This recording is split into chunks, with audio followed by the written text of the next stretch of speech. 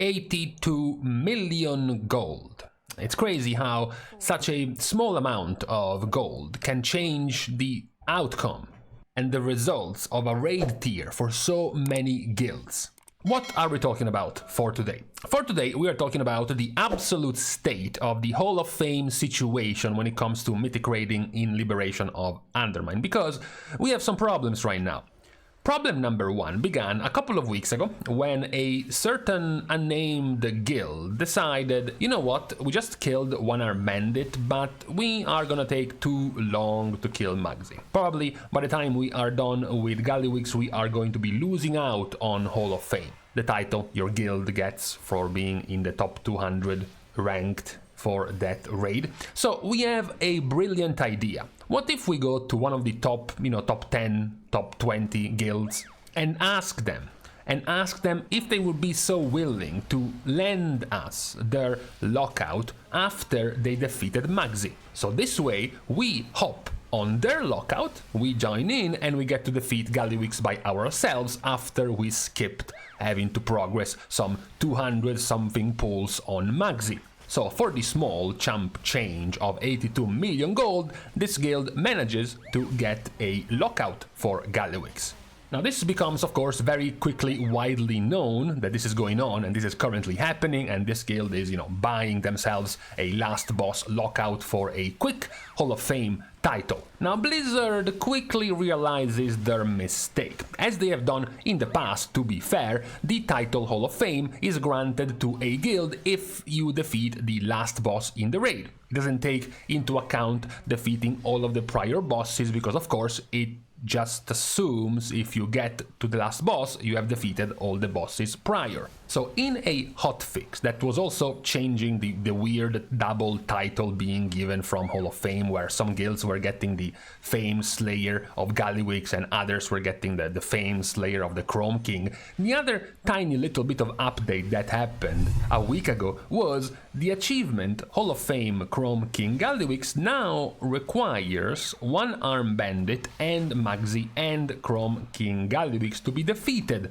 on mythic difficulty. Okay, good. That guild who paid their gold thinking they could get into Hall of Fame with that just got screwed out of their money. They have to go back and kill Mugsy. However, this created a tiny bit of a problem, because if you look at the current Hall of Fame, as of today, there are about 150 guilds, with who asked being precisely the 150th. Where's the problem here? The problem is that if you go into the actual rankings of actual guilds who have progressed in the raid, we currently have 209 guilds who have defeated the last boss. So technically speaking, this reset we should already have Hall of Fame closing because we're getting past the 200 limit.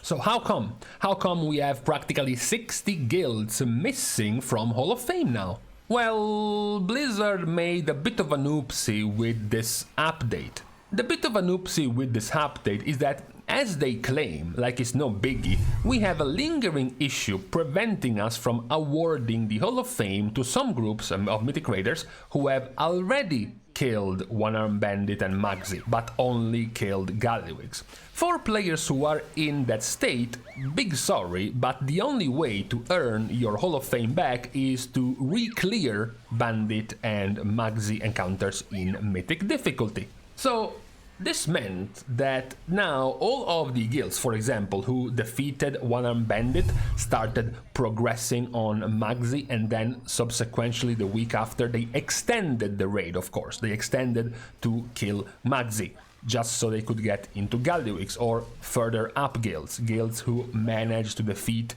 Mugsy, and then on Tuesday or Wednesday they extend, just to get to Gallywix quickly to defeat the boss. After the hotfix, they extend and they kill Gallywix. The result is now they have to go back and wait a full reset, a full reset of the raid to go back and re-defeat One Arm Bandit and Mugsy to show up in the Hall of Fame.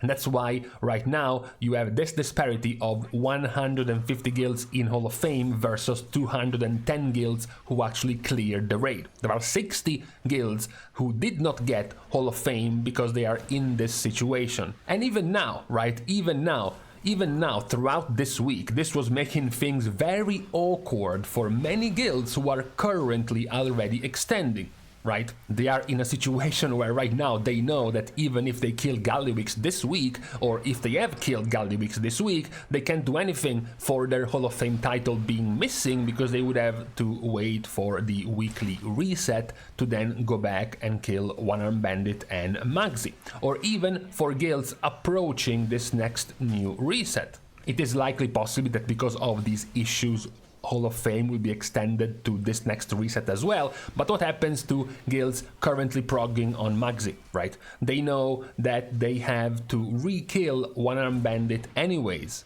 with this hotfix, meaning that next reset they might as well not extend the raid to re-clear it from the bottom up to get back to One Arm Bandit and defeat it, now that with this hotfix you need the last 3 bosses defeated. It is pretty funny or sad that all of this was created practically to just fix what was the attempted, escapade, attempted clever use of game mechanics of a certain guild or two trying to buy their way into Hall of Fame, that the fix from Blizzard created so many more problems for so many other guilds. The biggest problem in here, of course, isn't Blizzard trying to make this change to solve this issue for those guilds trying to get an easy and quick Hall of Fame, but rather the fact that this was updated mid-season, mid-week, and with the change to the achievements not being retroactive.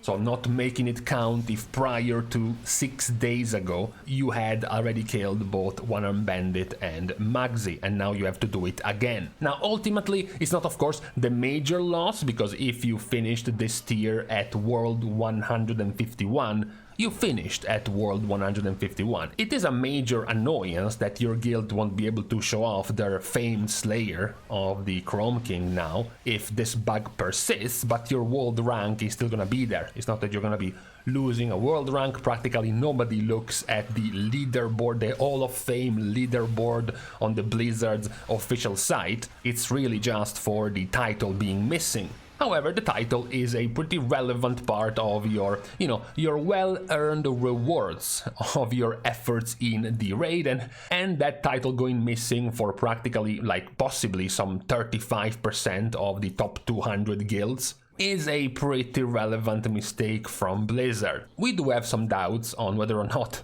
Blizzard will be able to sort of fix this in any near future, as in, oh yeah, we kept track of all the guilds who killed the last boss in the past few days, so now that we can fix anything, we are going to be giving back these Hall of Fame titles to all of these guilds, especially after their point they state that, yeah, sorry, the only way for you to get back your Hall of Fame is to re-clear Bandit and Mugsy. So while the intent might have been good, the actual current result has turned to be quite a disappointing Hall of Fame situation. Even now, for example, after this hotfix, there have been guilds almost caught in a loophole where guilds are reporting they are still unable to trigger Hall of Fame even after their second re-kill of all of these bosses. Their Hall of Fame is still not showing up.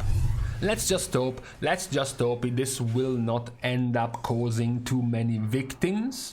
The best case scenario is for Blizzard to extend the Hall of Fame closure to next week, and then all of these guilds who already got the kills, they're technically their full raid clear up to this week, they can go back next reset and re-clear the entire raid to then trigger their Hall of Fame. And that any remaining bugs and issues with some of these guilds still not able to trigger their Hall of Fame even after having killed these bosses already will get solved. But, you know, in the end, a pretty unfortunate situation for the guilds caught up in this, and presumably just for Blizzard to fix one tiny supposed exploit, you know? Some players have been boasting often about, yeah, Blizzard doesn't do anything about this, exploit early and exploit often because that's how you gain an advantage in this game, and for once that Blizzard actually tries to stop this from happening very quickly,